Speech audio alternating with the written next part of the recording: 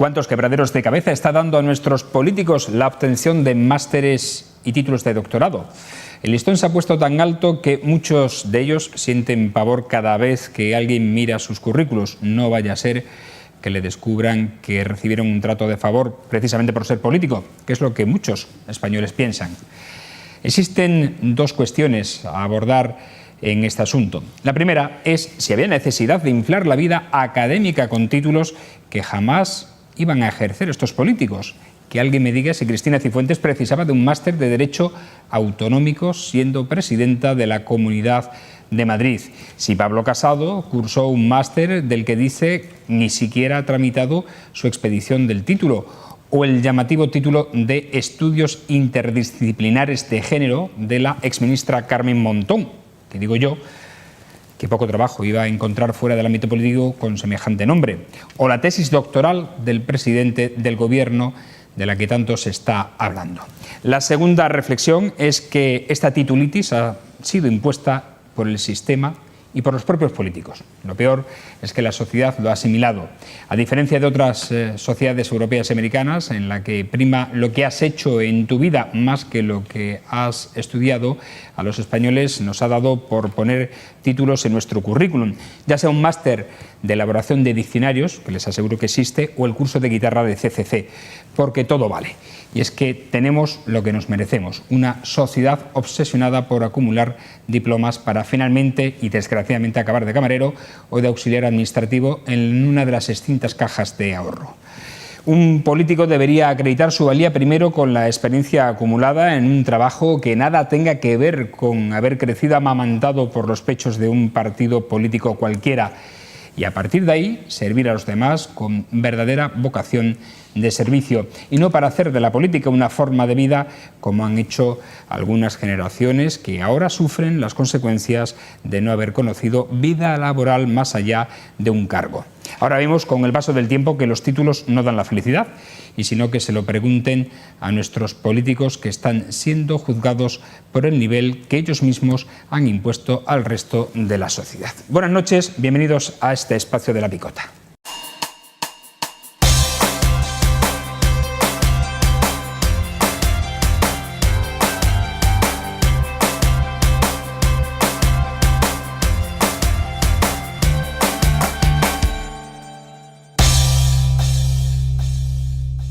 Edición número 814. Es martes, estamos, como saben ustedes, estrenando esta sexta temporada durante esta semana y vamos a saludar a quienes nos van a acompañar durante la misma. Hoy están con nosotros Nino González. ¿Cómo estás? Buenas noches. ¿Qué tal el verano? Bien, bien.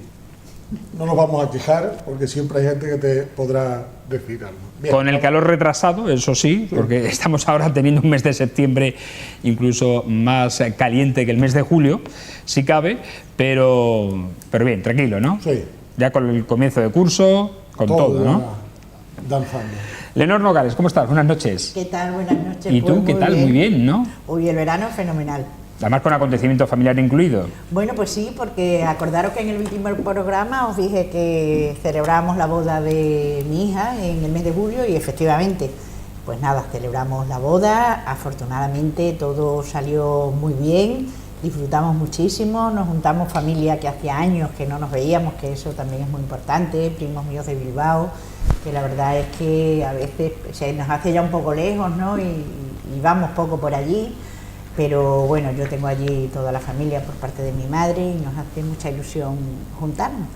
Y bueno, una vez que pasó la boda, pues luego ya a disfrutar del verano en la charca y en la playita cuando hemos podido. Se te ve morenita. ¿Te has cumplido con el verano? Es que se me ve morenita de la charca, eso para empezar, ¿eh?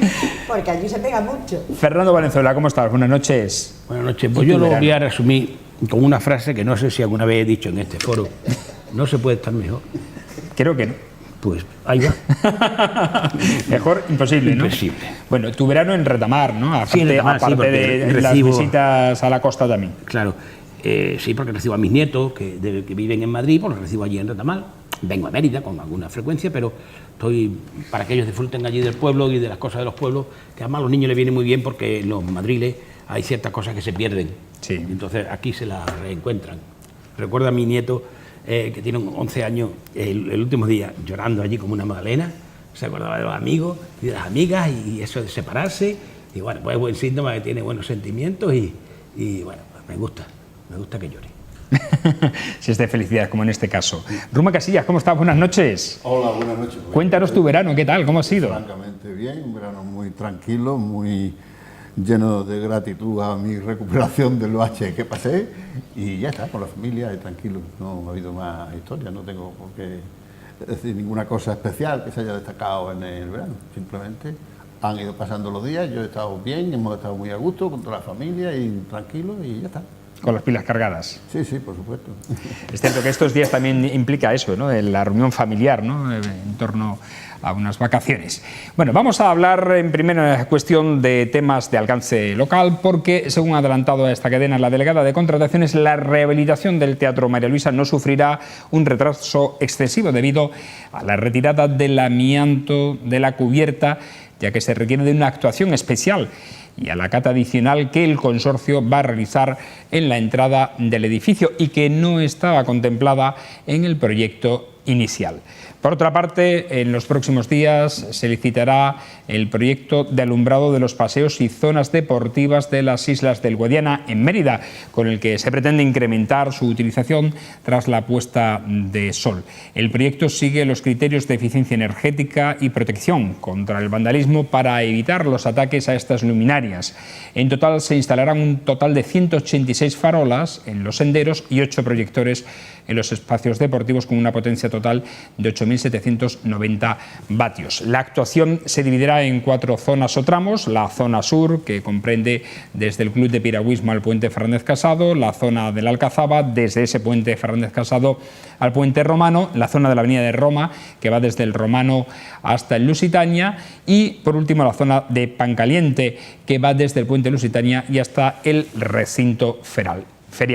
El proyecto será financiado con cargo a la Estrategia de Desarrollo Urbano Sostenible EDUSI y contará con un presupuesto de 342.076 euros, de los que el 80% pues, se hace cargo los fondos FEDER de este plan. Como ven, es luz LED, solamente 8.700 vatios, solamente para que hagáis una comparación. En este estudio tenemos una vez y media esa potencia, siendo LED también, curiosamente. Es decir, como la eficiencia energética ha avanzado tanto que es tan poquita potencia para tantas farolas. Bueno, Ruma, ¿qué te parece? Sobre todo el tema de evitar el acto vandálico. Bueno, desde luego yo creo que eso es el principal problema que tendrá esta actuación. Desgraciadamente estamos acostumbrados a que estas mejoras, sobre todo en las zonas menos pobladas, vayan el vandalismo campando a sus aires, y lo vemos que de vez en cuando aparecen pintadas en el Puente Romano, en otros monumentos y tal, pues tendremos que tener mucho cuidado de que no se produzcan esos actos vandálicos. Y por supuesto, para evitar algo de eso, aparte de la vigilancia, tiene que ser también, y yo lo creo que será así, porque desconozco, no soy técnico ni entiendo de electricidad ni de puntos luminosos, pero que tiene que ser aquello iluminado con una claridad absoluta, es decir, que aquello parezca de día en vez de noche, porque si no, todo lo que produce sombras invita a las personas que no son muy civilizadas, que digamos, a actuar de la manera que actúan.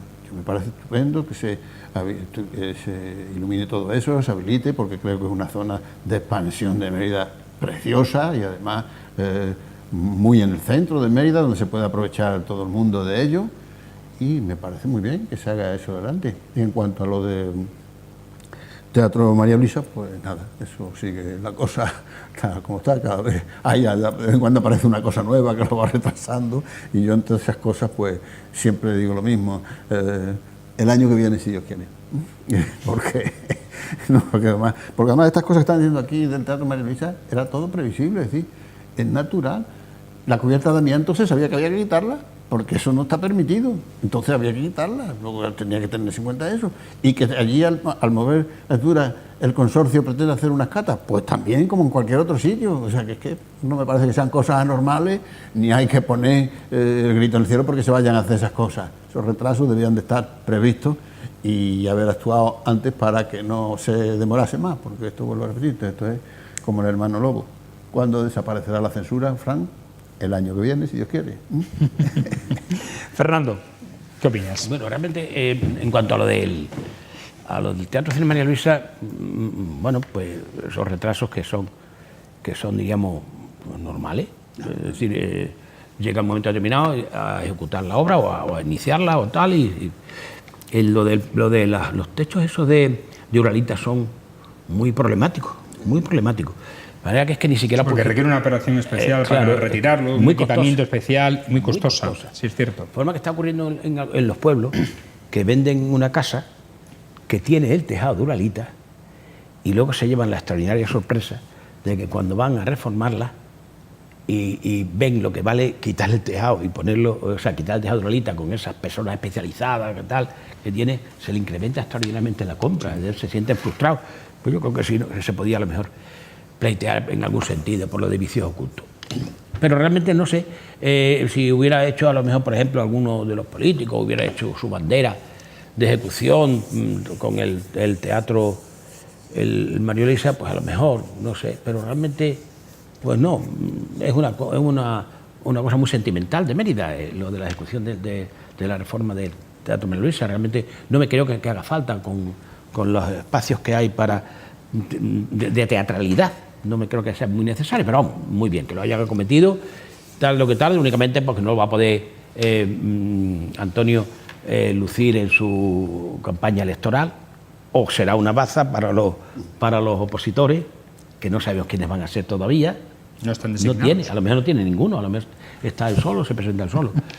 Y bueno, pues ya lo verán. En cuanto a lo de las luces en la isla, me parece perfecto. Yo soy usuario, cuando estoy en Mérida, soy usuario de la isla, y claro, pues la gente empieza a desaparecer en este tiempo, empieza a desaparecer a partir de las 11 por ahí, porque ya hace bastante calor, y claro, y la tarde se hace relativamente corta, porque el calor disminuye a partir de las 8:30 o las 9, relativo calor. Entonces luego luego anochece y ya no apetece estar allí por las sorpresas que te puedes llevar. Entonces el que lo iluminen supone ampliar la vida deportiva, de alguna manera, o de salud y de ocio también. Y de ocio, y me parece pues fenomenal. Esto me trae al recuerdo lo que comentamos de las últimas veces aquí, de las luminarias que se habían puesto que iluminaban menos que las anteriores, porque había una limitación en el contrato de suministro y no sé cuánto y tal. Bueno, aquí no hay esa limitación, y habrá allí una buena luz, a ver si se acuerdan y de la isla se pasan a la calle mía y la iluminan un poco más, porque es que a veces no veo ni entre la llave, y no tiene nada que ver con el Muni, es que no se ve. Bueno, a ver, Leonor, tu opinión sobre estos dos temas. Bueno, pues mi opinión sobre la iluminación de esa parte del río me parece perfecta, porque se utiliza mucho por todos los vecinos de Mérida, hacen deporte, tal. Mérida vivía de espaldas al río, y gracias a la obra que se hizo, pues el río se integró desde luego en la ciudad de Mérida, y los vecinos disfrutamos de ello. Y sí es necesario que haya una buena iluminación. Ahora, lo del cine María Luisa, de verdad que no lo entiendo. O sea, yo no entiendo. Esta mañana yo no me dejé a darle vuelta, y yo pensaba, digo, pero ¿cómo una obra en el centro de la ciudad? Que va a ser un beneficio estupendo para los vecinos, porque cuando se haga y se destine el uso de lo que vaya a hacerse para lo que sea, pues un teatro, lo que sea, ¿no? Digo, una cosa tan buena, y en el centro de la ciudad una actividad, como si dijéramos, limpia, ¿no? O sea, que no tiene ningún problema de que necesitara permisos ambientales, y estoy diciendo esto porque ahora voy a comentar otra cosa. Entonces, yo no entiendo cómo es una obra. Ha habido partidos de gobierno, han gobernado la ciudad, Partido Socialista, en el María Luisa no se ha hecho nada. Ha gobernado en la ciudad Partido Popular, en el María Luisa no se ha hecho nada. Vuelve a gobernar otra vez el Partido Socialista, y chacho, que ya han pasado 3 años, o sea, que el año que viene tenemos elecciones, y eso en principio está como estaba, o sea, porque es que tú lo ves y está como estaba. Entonces, yo de verdad no puedo entender cómo esta obra tiene tan mala suerte, o cómo tiene tan poco interés por las personas que deberían acometer esa obra, la verdad, pero es una pena. Y cuando os decía lo de los impactos ambientales es porque, bueno, pues me ha llamado mucho la atención, viendo el Diario Oficial de Extremadura, que posiblemente en Mérida vayan a ponerse 2 plantas de una ya se ha aprobado, se ha aprobado ha habido ya una autorización ambiental que ha salido publicada en el mes de agosto de una planta de residuos peligrosos en Mérida, en el polígono El Prado. Digo, qué cosa más rara, que esto no se ha oído nada, no ha salido nada. Pues esa planta está aprobada en el polígono El Prado. Y hay una segunda planta de tratamiento de residuos, de construcción, demolición y también actividades nocivas y peligrosas. Y esa segunda planta quiso ponerse en Plantonal de Vera, entre Plantonal de Vera y San Andrés, en un paraje que se llamaba Camino de la Higuera. Pues bien, los vecinos cuando se enteraron hicieron alegaciones, se pusieron en contra porque consideraban que era un peligro esa planta allí en su zona y tuvieron la gran suerte que se la quitaron, pero ¿sabéis dónde van a hacer ahora la planta? Pues la van a hacer muy cerca de Proserpina. Entonces, claro, yo cuando he visto esto también en el Diario Oficial de Extremadura, que se está pendiente de un informe de impacto ambiental para la creación de esta planta en el paraje que se llama Los Pinos Carija y que se va a utilizar además la carretera de Proserpina, porque así lo pone en el proyecto, pues francamente a mí son cosas que yo digo, pero ¿cómo es posible que estas plantas que necesitan esos impactos ambientales nos las metan en plena ciudad, nadie diga nada ¿sabes? Y sin embargo, lo fácil que sería la rehabilitación del Teatro Cine María Luisa, y ahí lo tenemos. O sea, es que hay veces que te choca, ¿no? Cómo es la situación, que cosas peligrosas aquí nadie dice ni pío, y bueno, y cosas que mejorarían desde luego la cultura de la ciudad, pues nada, ahí están a morir por Dios. A ver, venga, Nino. Sí. Vamos a empezar a discutir. Has ampliado el tema, ¿eh? Vamos a empezar. Le ha ampliado el tema. Vale, vamos a hacer una historia breve del María Luisa. Mira, Vélez lo consiguió. Se lo consiguió el María Luisa, la Junta. Acedo lo mareó y lo retrasó. Calle lo movió y se encontró que había que coger un proyecto que era de Vélez. No nos dio tiempo. Llegó Acedo y lo volvió a parar y retrasar. Y Antonio lo consiguió. Con lo cual no somos todos iguales. Podemos contar la historia como nos dé la gana, pero esta que yo te digo es la realidad. Por otro lado, le hemos puesto en un brete a los carnavaleros. Pues se van a tener que inventar 2 letras. Los carnavaleros, todos acaban. El martes de carnaval, fiesta, ya la hay. Ya esa no van a poder. Y el María Luisa. Yo creo que aquí, Fran, con la terminología estamos. No hay retraso. Hay ejecución, como decíais por ahí, y para ejecutar hay que empezar quitando el amianto. Se sabía, y se tiene que quitar. Y el quitar el amianto, hemos dicho, no es quitarlo y me lo llevo, es quitarlo y hay que dejar. Pero eso estaba previsto. El María Luisa, fijaros, ya estamos hablando no de que se iba a hacer, sino de que se está haciendo. La diferencia es enorme. Antes era una entelequia, ahora ya hay una empresa que ya tiene la responsabilidad de hacerlo y hace un plan de trabajo. Ya no es entelequia, ya hay una realidad y se dice cuál es. Empiezo por arriba, porque tengo que quitar esto. Y antes de Navidad vamos a ver allí aquello moviéndose, con lo cual el María Luisa va a dejar de ser este Guadiana que salía y entraba y salía, como dejó de serlo los kioscos de la plaza, porque hubo un equipo de gobierno que fue valiente y los metió, y como va a dejar de serlo también el mercado de Calatrava, porque hay un equipo de gobierno valiente que quiere ejecutar, ¿vale? Con lo cual el María Luisa, por mí, creo que es un asunto cerrado, porque ya estamos hablando de obras. Ya no estamos hablando de si sale, de si no sale. ¿Os acordáis? El mareo lo pago yo, lo pagas tú, lo paga él. No, ya se sabe quién se paga y quién lo tiene que hacer. Punto 1. Sobre la isla, la ha dicho Leo, vivíamos de espaldas al río. La gente de Mérida vivíamos de espaldas al río. Menos mal que he dicho algo que está de acuerdo conmigo. ¿No ves? Pero siempre hay algo que podemos estar de acuerdo. Es verdad, ¿no? Mérida vivía de espaldas al río. Hubo la obra en los años 90 y ahora mismo es un centro de vida ciudadana. Le llamamos en Mérida la ruta del colesterol, ¿no? Vemos cantidad de gente de todas las edades andando, corriendo, en bicicleta, pero es un espacio que tiene vida. Y a mí esta idea de que se ilumine y que lo podamos usar por la noche me parece una magnífica idea, que espero que se complemente con una segunda o tercera para que haya algún espacio hostelero por allí que podamos también disfrutar. Ya hubo gente que intentó hace años, pero yo creo que si una vez que esté aquello iluminado, no solo es pasear, sino creo que todavía nos quedan muchas cosas por poder hacer en ese magnífico espacio que llama la atención a mucha gente que viene de fuera cuando se lo enseñas, porque está realmente bien. Complementar el ocio, ¿no? Sí. La utilización de la isla como opción. Bueno, vamos a pasar a No, que vamos a pasar, yo estoy de acuerdo contigo, lo que has dicho. Vamos a ver, esto, Oye, daros prisa porque tenemos el tiempo limitado y tenemos muchos temas. Perfecto. Tenemos que hablar de los másteres y doctorados. Para eso estamos aquí. Claro, o sea, se ha Venga. remontado a la época de Antonio Vélez. Ha seguido, me imagino, con la legislatura de Ángel Calle. No, por medio de la de Acedo. Escucha, no, pero no te saltes. No, déjame el nombre. No te saltes. Ángel Calle estuvo antes que Acedo, ahora sí No, del 96 al 2007 estuvo Acedo. Vale, o sea, nos retrotraemos al 96. Yo creía que me estabas hablando. No, para hablar de Vélez tengo que retrotraerme. Bueno, pero yo pensaba que había saltado del alcalde Vélez, luego había saltado a una legislatura donde habías estado tú. No, bueno, es igual. Lo que quiero decirte, tantos años.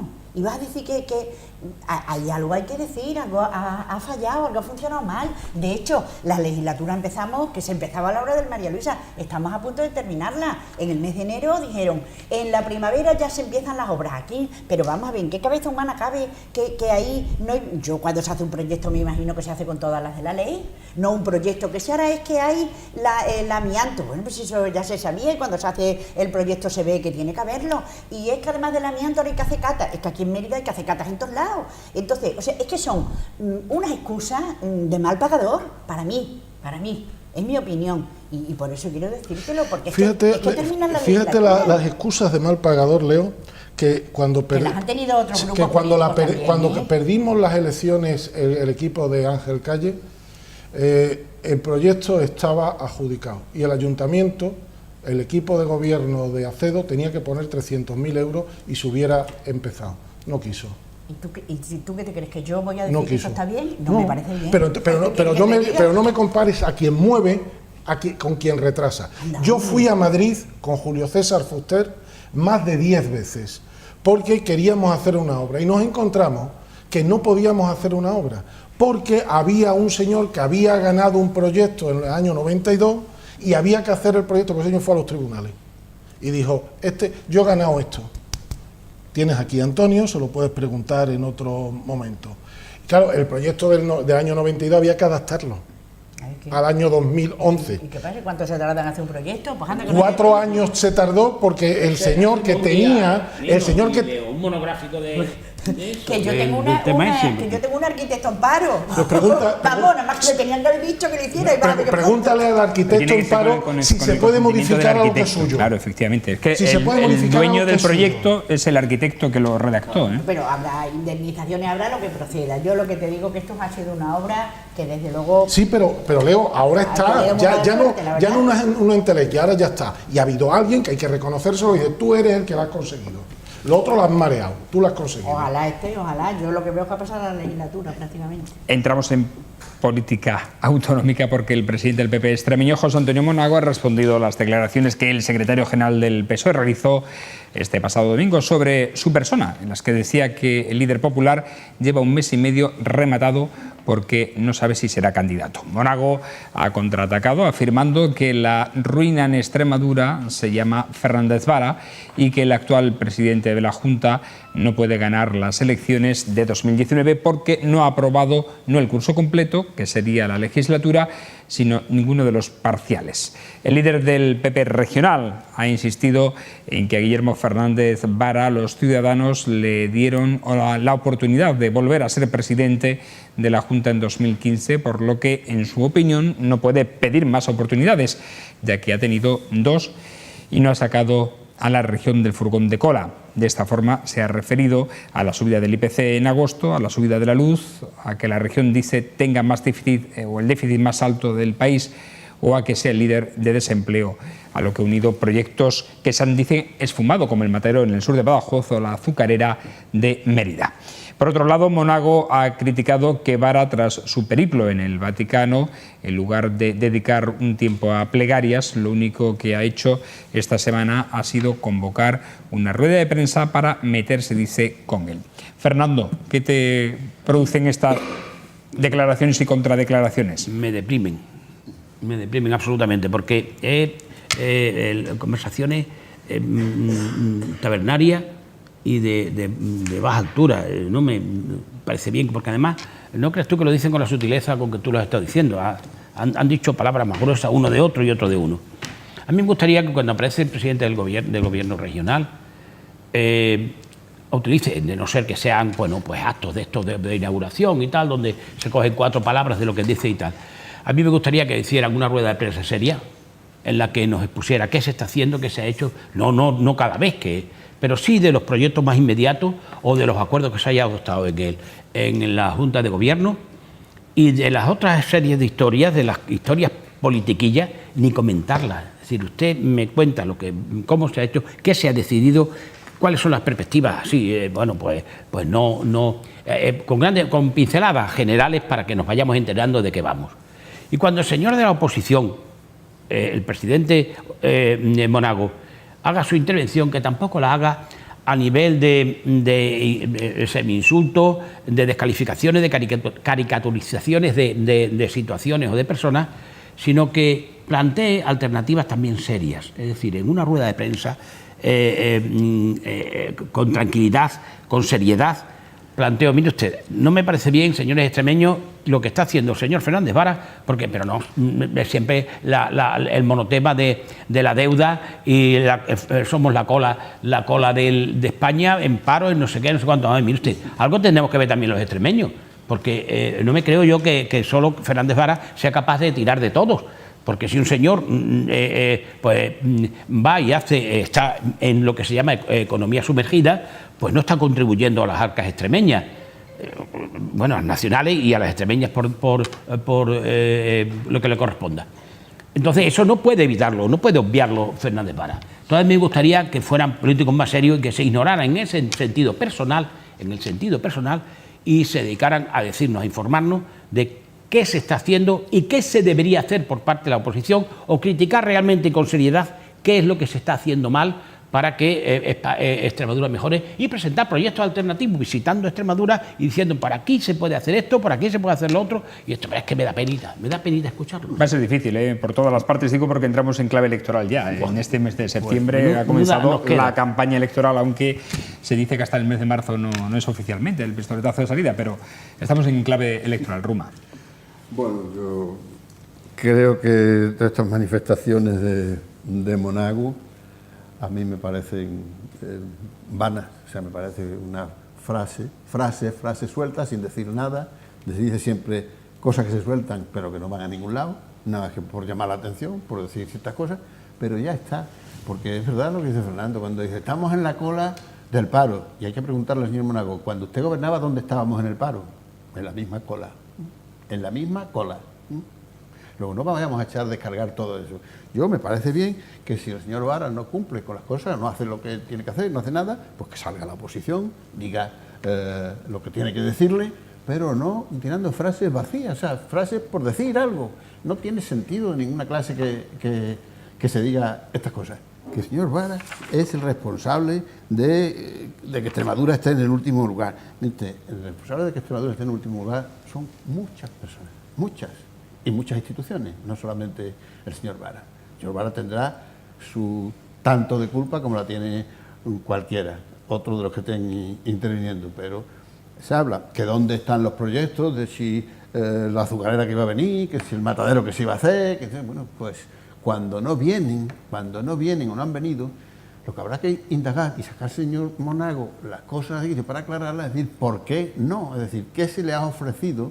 Porque que yo sepa, la Junta de Extremadura, ante esa posibilidad de venir aquí estas industrias, se abrió de capa, es decir, aquí estamos dispuestos a hacer lo que hubiera que hacer. Si no han venido, por algo será. ¿Será porque no tenemos infraestructura? ¿Será porque no tenemos las comunicaciones suficientes? ¿Eso es culpa del señor Vara? Yo creo que la culpa es de mucha gente, no solamente del señor Vara. Nino.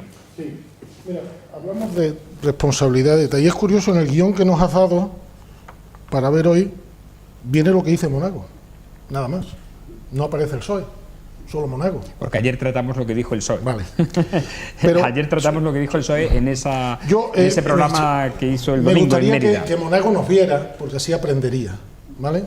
Le he oído decir que no sabe si él va a ser candidato y si va a ser candidato Vara. Lo dijimos aquí antes de irnos. Vara va a ser candidato. Desde mayo lo sabemos y en este programa lo hemos dicho. Así que Monago, si nos ve, aprenderá. El señor Fernández Vara va a ser el candidato del PSOE en las elecciones de mayo de 2019. Eso es lo que se sabe hoy. De los demás no sabemos nada. Entonces, Monago, si nos ve, ya has aprendido hoy algo. Vara va a ser el candidato y Monago está nerviosillo. No sabe si él o no. Se le van por la derecha unos a Vox, se le van por la izquierda, por el centro otros a Ciudadanos. Y él está ahí en medio, desatadito. ¿Habéis visto la rueda de prensa de este verano en la puerta del hospital de Mérida? Yo era para reír y si yo fuera votante del Partido Popular, diría, ¿este hombre qué hace? Se va a criticar la sanidad extremeña a la puerta del hospital y el problema principal es que en algunas habitaciones no había suficiente aire acondicionado. El líder de la oposición no dice nada de listas de espera, no dice nada de médicos, no, monta un tinglao y dice que el problema habla solo de que no hay aire acondicionado en alguna. El señor Vergel estaría ese día tocando palmas con las orejas. Y es que este hombre tiene que salir por algo. Claro, está ahí, está luego el señor Casado, que lo paseó, él y 3 más, no encontró a más gente ese día aquí en verano, y seré yo, no seré yo, entonces lleva unos días en el que tiene que salir. ¿Y quién aconsejará a este hombre? Usted se puede meter en los viajes del presidente, por Dios, cállese usted de viaje, que nos recuerda todavía a Canarias, hombre, que este señor ha ido con su familia y se la ha pagado. Y venía en la agenda puesta. Yo de verdad, hay veces que dice, ahí hay un charco, pues métase usted, que lo cuiden un poco, que nos queda mucho. Y luego todo eso de no se hace nada, no viene la azucarera. ¿Y por qué lo sabe? Hasta ahora no sabemos nada, decía Rubén Fernando, que le hemos dado todo lo que han pedido, pero no sabemos nada, no sabemos que no viene, tiene información privilegiada el señor Monago, que le interesa que no vengan 400 puestos de trabajo a Mérida, no lo creo, con lo cual cuando no venga, no se alegre, pero cuando no venga hasta ahora, vamos a decir, estamos en opción de, porque todavía no han dicho que no. Y otra cosa, y termino ya, qué cansino con la subida de impuestos. ¿Quiere que subamos impuestos? Dejen usted que nosotros, el PSOE, tengamos nuestra política impositiva, pero no nos marque usted. Cuando subamos impuestos, entonces, pero no diga antes lo que queremos y lo que vamos a hacer, no nos haga los deberes. Si nosotros ya estamos haciendo los deberes porque sabemos quiénes son los candidatos que van a ir. Hay otros que, como no tienen candidatos, están todavía ahí enredando el asunto. Y no, es la actitud que venía cargado, con las pilas cargadas. Sí, sí. Pero alcalina, no vaya a creer. Qué pedazo de pilas. Que llevo mucho tiempo, sí, llevo mucho tiempo. Sí, que pueden hablar, ¿no? Claro, he estado en el minero y allí solitario no puedo hablar con De todas otra formas, gente. Y quiero- entonces tengo ahora que soltar algo. Que respecto de sanidad tengo que decir puntualmente un detallito, y es que en algún determinado hospital no hay toallas para secarse después de la ducha. Perfecto, Fernando. Y preguntaba a la enfermera, dice, bueno, mire usted, entonces, pues mire usted, séquese usted con la sábana porque no hay toallas.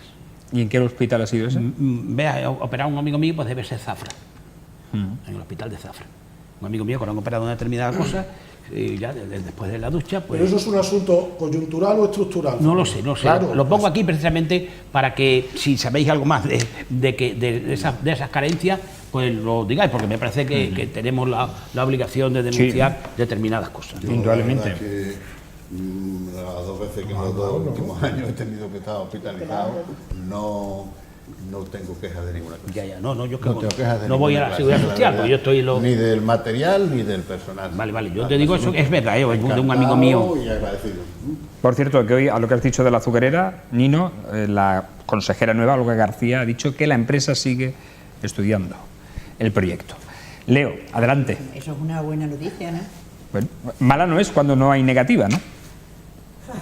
No lo Vamos, sé. Leo. Yo, De momento. Bueno, lo de la azucarera es que recuerdo en el mes de marzo que salieron unas declaraciones y entonces dijeron que si en un mes no se adoptaba ya la decisión que fuera por parte de la Junta de Extremadura, no sé qué cosas habría ahí, porque decía que había unos flecos pendientes que desistían. O sea, eso pasó en el mes de marzo. Está todo el mundo en silencio. Yo pienso que a lo mejor el silencio es bueno y entonces es un tema que no lo tocamos, pero no lo sé, la verdad. Y bueno, con respecto a... Es que había entrado de lleno con Monago, vamos a ver. Yo lo que creo, como bien habéis dicho vosotros, es que efectivamente cuando ya te vas acercando a las elecciones, pues quizás los políticos nos ponemos un poco nerviosos, o en su momento nos hemos puesto un poco nerviosos, y entonces hacen declaraciones de todo tipo, ¿no? Yo pienso, dentro de las declaraciones que ha hecho José Antonio Monago, si efectivamente son ciertas, yo me imagino que si salen en los medios de comunicación, pues se habrán comprobado. Decir Monago que el actual presidente de la Junta no puede ganar las elecciones del 2019, eso no lo tiene que decir Monago, eso quienes lo vamos a decir vamos a ser los extremeños. Entonces yo, por ejemplo, pues ahí no comparto esa afirmación, francamente. Porque los extremeños... Bueno, esto complementa otra que hizo la semana pasada, que decía, o hace 2 semanas, que se iba a vivir a Portugal si ganaba Fernández Vara. Pero es que yo qué Va a sé, ser el candidato. que ¿no? son, Porque Y yo no si tengo gana ni él, idea. se va a venir a vivir a Yo no Mérida. lo sé, si va a ser candidato no lo va a ser porque eso depende. Buena pregunta, de Madrid, buena pregunta. Y lo que siempre hemos dicho, Buena un pregunta. candidato, vamos, si se hubiera pensado cambiar de candidato, pues un candidato hay que sacarlo con mucho tiempo y hay que hacerlo y hay que pasearlo y hay que llevarlo a los pueblos y lo tiene que conocer todo el mundo, y desde luego yo pienso que José Antonio Monago va a ser el candidato, o sea que no va a tener ningún problema, creo, pero bueno, no lo sé, porque eso lo decide Madrid. Y luego, aparte de eso, también creo que cuando digo que nos ponemos nerviosos los políticos es porque se pueden hacer declaraciones en un tono mucho mejor, como bien has dicho tú, y además diciendo realidades, o sea, porque José Antonio Monago ha gobernado en Extremadura una legislatura. José Antonio Monago ha tenido fue una legislatura durísima, porque fue la legislatura, acordaros, de la Ley de Racionalización del Gasto del año 2012. José Antonio Monago se encontró la Junta de Extremadura, por comentaros algo, con un periodo medio de pago de 100 y pico días. Él consiguió reducirlo a 73 días, pues es una cosa buena, o sea que lo puede recordar, que él trabajó en ese tema. Entes públicos había muchísimos, y esos entes públicos él consiguió reducirlos, bueno, pues me parece que fueron a 12. Entonces, y había muchos. Quiero decirte que José Antonio Monago a lo largo de su legislatura hizo cosas muy buenas que las podía poner en valor y lo podía decir.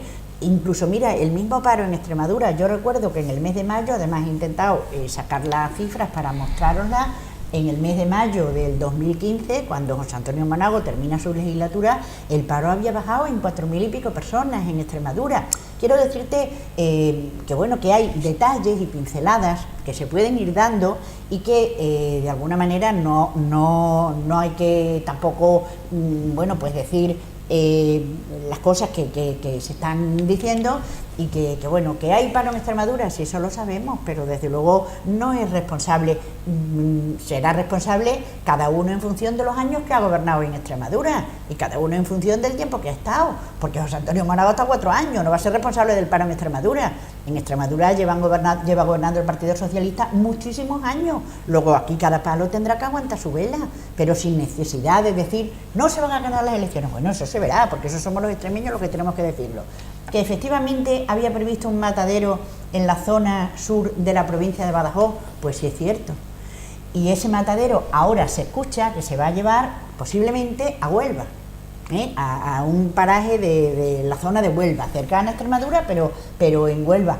Pues no lo sé, si es cierto es una mala noticia para Extremadura, o sea, lógicamente hay que decirlo, porque son puestos de trabajo que se pierden, y nosotros en Extremadura no podemos perder ni un solo puesto de trabajo, porque es que Extremadura tiene aparte del paro que tenemos, la cantidad de población que vive ya fuera de Extremadura, gente joven, nuestros hijos, las generaciones, las mejores formadas, súper preparados, y se han tenido que ir fuera porque aquí no hemos sido capaces de retenerlo.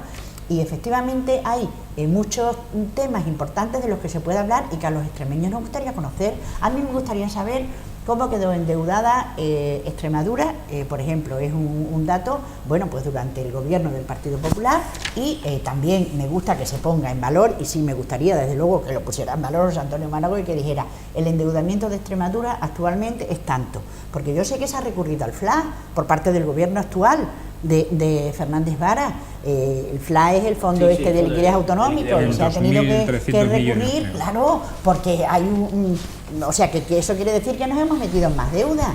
Incluso no solo que se haya recurrido al FLA, en el año 2017, que se recurrió pidiendo 100 y pico millones de euros, es que ahora en el 2018, en septiembre, hemos vuelto a recurrir, se nos han concedido 27 millones de euros del fondo extra del FLA para pagar,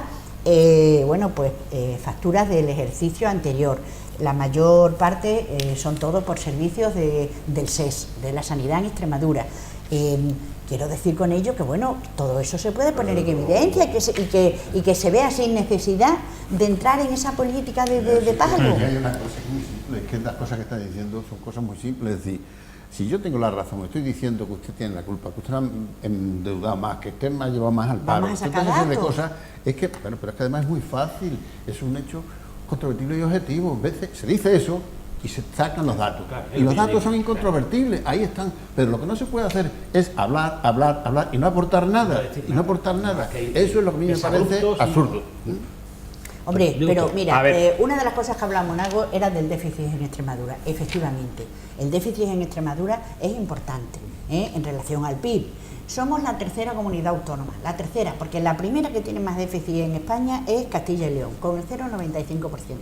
La segunda que tiene más déficit es Aragón, con el 0,92%. Y la tercera es Extremadura, con el 0,88%. La media nacional está en el 0,70, ¿no? Me parece. En fin, quiero decirte que estamos muy por encima de la media nacional. Pues estas cosas se pueden decir porque eso ya a los extremeños te está sirviendo de saber.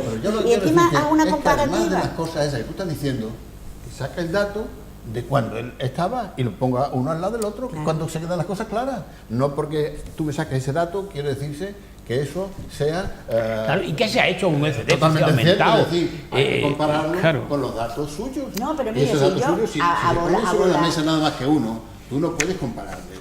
No puedes comparar. No, vamos, permitís entrada. Si es que no han puesto datos. De manera rápida, yo he ido al dato del paro, porque siempre estamos hablando del paro. Yo he ido al dato del paro. Y en el dato del paro, ya te digo, de manera rápida, porque lo he sacado muy deprisa. Bueno, pues digo, vamos a ver cómo quedó el gobierno del Partido Popular de José Antonio Monago, el paro en Extremadura, en el mes de mayo del 2015, a ver cómo estaba y cómo está ahora. Bueno, pues en el mes de mayo del 2015 se había conseguido bajar el paro en 4.000 y pico personas. Pues es un dato bueno, ¿sabes? Y por ejemplo, lo que tú dices, da ese dato. Sí. ¿Seguíamos estando en la cola, sí o no? Si lo que estábamos un poco hablando, si lo que estamos un poco hablando es por qué ese concepto maximalista, es decir, no se ha hecho nada. Pues yo puedo usar cifras, tú has usado algunas, yo te uso otras. La deuda pública extremeña es el 23% del PIB. ¿Eso es malo? Pues estamos a la altura de Andalucía, de Cantabria, de Asturias, y estamos por debajo de la deuda que tiene Baleares, Valencia, Cataluña. Es decir, la riqueza de los hogares extremeños en el 2007 creció un 3,8%. ¿Es malo? No. La economía extremeña está creciendo al 2,7%. Eso supone que en 2 años se pueden crear con ese crecimiento 10.000 puestos de trabajo. ¿Eso es malo? No. ¿Que se hace todo bien? No. ¿Que se hace todo bien? No. Pero de eso se trata, es que tú estás haciendo el papel que yo diría que debería hacer Vara y Leo el que debería hacer Monago. Claro. Es decir, explicar con datos, con proyectos, y no... Tú no eres nadie, tú eres más malo, tú eres un chistoso del verbo. El matadero nos decía... La política de los exabruptos. El matadero que nos decía Leo, si se va... ¿Yo he hecho todo lo que tenía que hacer para que se quedara? Si he hecho todo, he cumplido, y a mí me apetece más ver la Sierra de Huelva, pues ya no puedo. Pues por ejemplo aquí tenemos la azucarera que se pidió, me parece que era la excepción del 90% de los impuestos municipales y se la aceptó. Ahora si ahora llega y dice, no, es que no quiero... Oiga, mire usted, que yo ya he dado todo lo que podía, ¿no? Otra, Leo, recurrir al FLA es bueno, porque cuando recurres porque puedes pagar. Vosotros sabéis que cuando uno va al banco, el banco te da dinero Si el banco sabe que tú puedes pagar. Si no puedes pagar, el banco no te da dinero. Cuando hay un instrumento a nivel nacional que se da para todas las autonomías, es porque es un instrumento, digamos, de uso para aligerar. Y cuando te dan es porque puedes pagar. No te dan cuando no pagas. No, pero es deuda. Sí, O sea, si yo no te digo, pagar o ahí no te voy a discutir, o sea, ahí no te voy a discutir eso, porque es una realidad que es deuda. Claro, o sea, es que el FLA es deuda. Si me estás diciendo que en el 2017 se recurrió al FLA en 100 y pico millones, porque además es que no éramos capaces de... 806,34. ¿Qué? 806,34 millones según los datos que yo Leo, tengo. pero En te quiero- 2016, en 2016. Pero te quiero Y en decir 2017, que es un 102. instrumento que está ahí para eso. Entonces, si hay un instrumento legal que está para eso, ¿por qué no recurrirlo a eso? Es decir, no es una cosa negativa cuando... Si me dice, los bancos están para prestar No, pero no es el dinero, banco, sí, pero no es si el banco, es el propio Estado el que te Sí, permite sí, bueno. endeudarte. Sí, Pero, a ver, Nino, conlleva una explicación. Es decir, ¿para qué he pedido esos 800 y pico Bien, millones? vale, te lo y acepto. explicarle a los ciudadanos, te he pedido 800 y pico millones porque Te tengo lo que hacer acepto. un plan de empleo, porque tengo que hacer obra pública, porque no sé qué, no sé cuánto, claro. Pero tampoco se ha Pero, aplicado. Bueno, aquel claro que entonces, no, pero es en lo que aquel- estoy diciendo, si es que lo que se En aquel debería entonces, en hacer. 2016, fue básicamente Claro, para el porque SES. mira, Fue para el 27, SES. ¿dónde está? Bueno, tenemos que ir a otro tema, que nos Los vamos, 27 que nos quedamos sin millones esos tiempo. últimos, pues te están diciendo que son deudas impagadas del ejercicio anterior, la mayor parte de ellas del SES. Y tú estás diciendo que no hay ni toalla, pues ya me contarás. en un En hospital. un hospital. Bueno, a En ver, Zafra. Claro. en todos tenía que haber toallas, ¿no? Sí, pero... Bueno, hablamos ahora de los títulos. El presidente del gobierno, Pedro Sánchez, bueno, de los títulos, más bien de los aforamientos. Este lunes decía que iba a proponer y anunciaba, por cierto, al más puro estilo Iván Redondo, no sé si habéis visto la puesta en escena, me sonaba un montón en los tiempos de Monago en la presidencia de la Junta de Extremadura. Yo tenía un compañero diputado que a Iván Redondo le llamaba el consejero de las ocurrencias, Sí. porque es que no muy bien había inventado una cosa, al día siguiente sacaba otra. El caso era estar en los medios de comunicación sin importarle ni lo que se dijera ni lo que se decía. Monago con la zapatilla jugando a baloncesto, ¿no? Para presentar al director general. Y haciendo el discurso de fin de año en una bodega. Es que son... Le ayudó perfectamente a perder la A elección. mí me pasa eso, yo cuando veo a Sánchez digo, ¿cómo se nota que este hombre está asesorado por el consejero de las ocurrencias? Digo, porque es que vamos, no se le ocurre muy bien una cuando ya salta con otra, y luego encima se les dice, hoy dice blanco, mañana dice negro, pasado dice gris. Hombre, eso no puede ser, es que los tiene, a mí me tiene muy preocupada este hombre. Al más puro estilo, la presentación Sí. Iván A mí Redondo, me lleva el sello Iván preocupa Redondo. Bueno, pues eso, que ayer precisamente la Casa de América dio a conocer que va a plantear la reforma de la Constitución para acabar con los aforamientos y ha apelado a la altura de miras del resto de fuerzas políticas para que esta reforma entre en vigor lo antes posible, en 60 días después de haberse iniciado la tramitación en las cámaras legislativas. El jefe del Ejecutivo, bueno, hoy ya han dicho que precisamente en 60 días no llevan ni los informes, no da tiempo ni llegar a elaborar los informes llegan en 90. jurídicos previos, ¿no? El jefe del Ejecutivo ha realizado este anuncio, como hemos dicho, en la Casa de América, con un dispositivo visual importante con el lema Avancemos, convocado para hacer un balance de los primeros 100 días de su gobierno y para adelantar proyectos que tiene para el futuro. La supresión de aforamientos en la Constitución afectaría a diputados y senadores, aunque a lo largo de la jornada de ayer el propio Ejecutivo concretó que en realidad no se eliminará, solo se acotará, ya que se mantiene para los delitos cometidos en el ejercicio estricto de su cargo y se retiran los demás. Sin embargo, en la mayoría de los escándalos de los últimos años llegaron con delitos cometidos por políticos corruptos en el ejercicio de sus cargos. Así que por ahí va la cosa. Tampoco estarían incluidos en esta medida ni jueces, ni fiscales, ni las fuerzas y cuerpos de seguridad del Estado, ni tampoco los miembros de la familia real que son aforados como el rey emérito. En la práctica, ¿qué supone? Tú que eres jurista, Fernando. Un himno al sol. Es decir, Un brindis. Un brindis al sol, perdón, porque efectivamente esto no depende de él. Con 84 diputados y dependiendo, porque son mayoría cualificada las que necesita para poder modificar la Constitución, y eso no se puede hacer de ninguna manera, ni así, y sin contar, sin un previo acuerdo de los partidos mayoritarios, no hay reforma de la Constitución posible. Hay que decir que necesita el Partido Popular. Sin lugar a dudas. Entonces, otra cosa es lo que me causa risa, porque a mí hay ciertos aspectos de estas noticias que son las que me producen más gracia, y es los tres, el señor incitado por el Iván Redondo, por un lado, Rivera y Casado, cada uno paternalizando la noticia. O sea, el Rivera, que se le ha ocurrido a él y ha forzado el brazo del gobierno para que apruebe el tema de los aforamientos. Sánchez, porque se le ha ocurrido. Entonces, pues nada, eso vamos a hacer en 60 días, ni se lo cree él ni nada, ni es posible de ninguna manera. Hay el artículo 167, para ir a la Constitución y siguiente, el título de la reforma constitucional, y que quiera ser, no sé si se lo habrá leído o no, o eso ha sido un bombazo estilo americano. Y luego, pues por otro lado, Casado, que ellos ya lo llevaban había habido un acuerdo con el PP, con el Ciudadanos, para efectivamente quitar los aforamientos. A mí me parece de auténtica necesidad, imprescindible.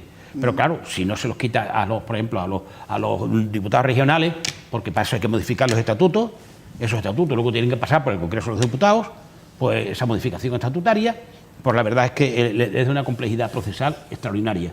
Es nada más que eso, un brindis o un canto al sol. Un canto al sol. No vamos a ningún sitio, pero que se los quiten a todos. Y luego, claro, luego está ahí Podemos y el País Vasco queriendo morder al rey, porque claro, ellos les estorba porque es la autoridad absolutamente nacional, ¿no?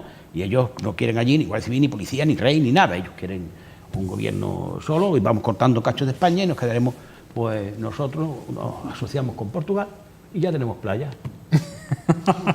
Bueno, con Huelva, que también podría ser. También, la tercera provincia de España, en tiempos Pues hablo también. de ello, ¿no? A ver, Leo.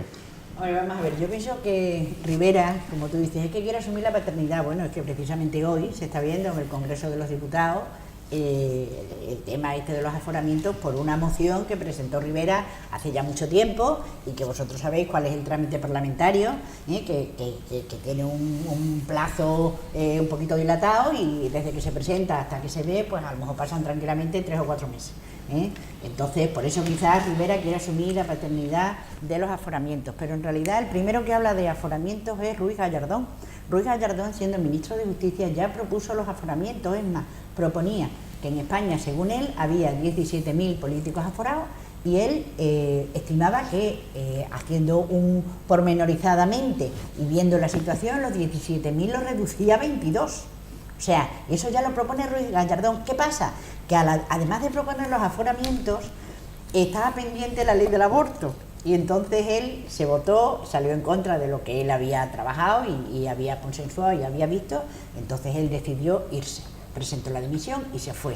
Por eso, desde entonces no ha vuelto a tocarse este tema de los aforamientos. Pero ya te digo que lo había propuesto Ruiz Gallardón. De todas formas, mi opinión es que los aforamientos son un privilegio que tienen los políticos, que en España, si estamos hablando de que todos tenemos que ser igual ante la ley, todos los ciudadanos, no se debe dar este caso de los aforamientos, a excepción de un presidente de gobierno, porque es que hay otros países muy cercanos que los tenemos, y desde luego no tienen los miles de personas aforadas que tenemos nosotros. O sea, ni en Inglaterra hay personal aforado, ni en Alemania hay personal aforado. En Portugal me parece que hay uno, que es el presidente. En Francia me parece que hay 21.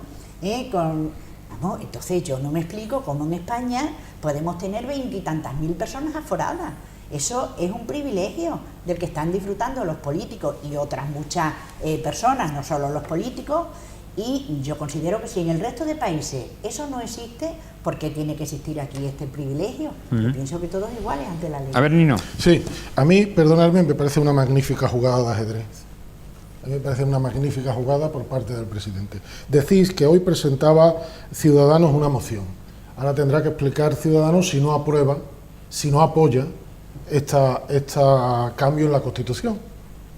Porque si yo presento una moción, apoyaré, venga del presidente o venga de quien venga. Y el Partido Popular con Casado se encuentra con un problema. No la apoyo, quedo retratado, pero si la apoyo, Casado pasa a ir directamente a un tribunal regular y a lo mejor imputado.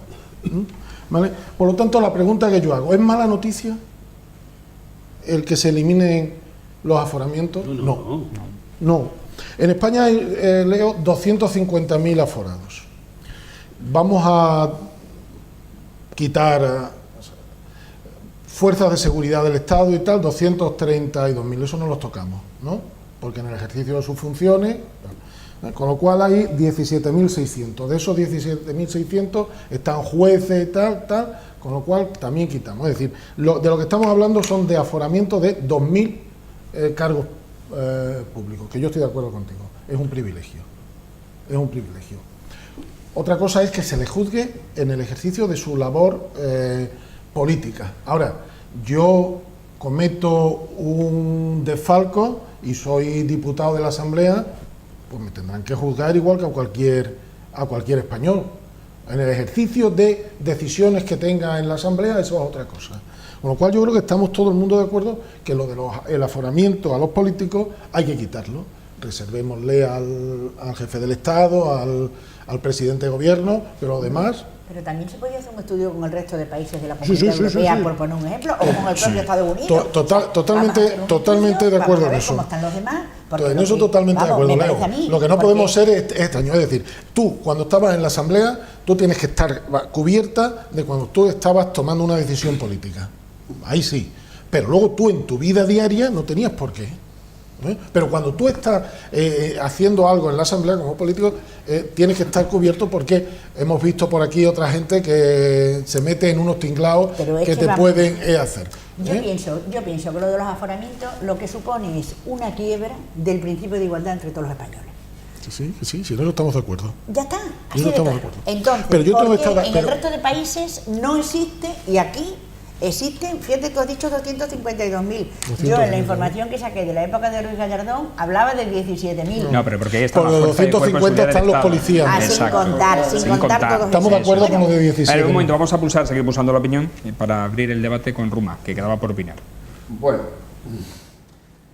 a mí me parece que el anuncio que ha hecho el presidente del gobierno sobre los aforamientos, y que conste que yo estoy a favor de que se quiten los aforamientos, por supuesto, no hace falta tal, pero a mí me parece que es una temeridad lanzar una cuestión como esta sin haber hablado antes con los demás que te son absolutamente necesarios para poder hacer eso. Es decir, era los mismos, todo es necesario. Necesariamente tiene que contar con el PP si quiere llegar a un acuerdo, y antes de soltarla, lo mejor en estos casos que son delicados es hablarlos por lo menos. Lo único que ocurre, porque además dices que tú que se va a retratar respecto a Ciudadanos.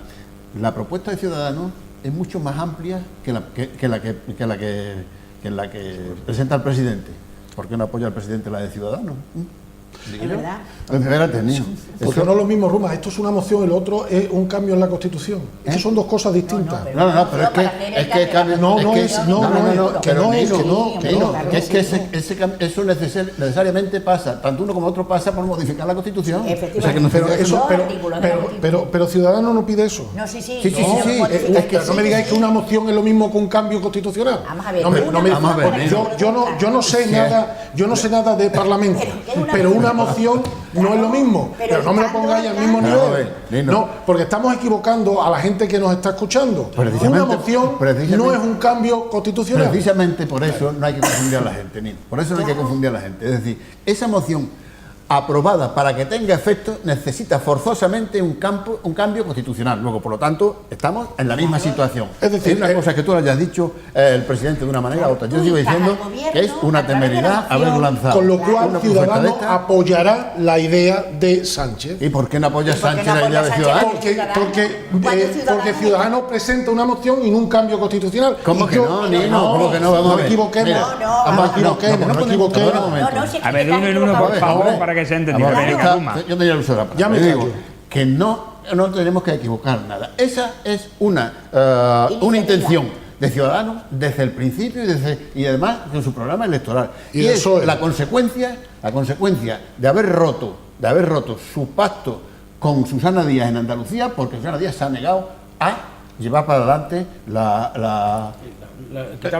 quitar el aforamiento, que estaba pactado además con ellos. Y sin embargo, no. Es decir, Eso es una cuestión fundamental de Ciudadanos desde el principio. Aquí lo que se trata, Nino, es de sacar esto para adelante y tratar de cambiar, se empiece a hablar de otras cosas en vez de hablar de algo que, bueno, que está en boca de todo. Pero vamos, es cuestión de echar una cortina de humo y distraer a la gente con otra cosa que no llega a ninguna clase. Yo estoy convencido de que esta propuesta no tiene recorrido ninguno. ¿Me permitís para...? Tal como está.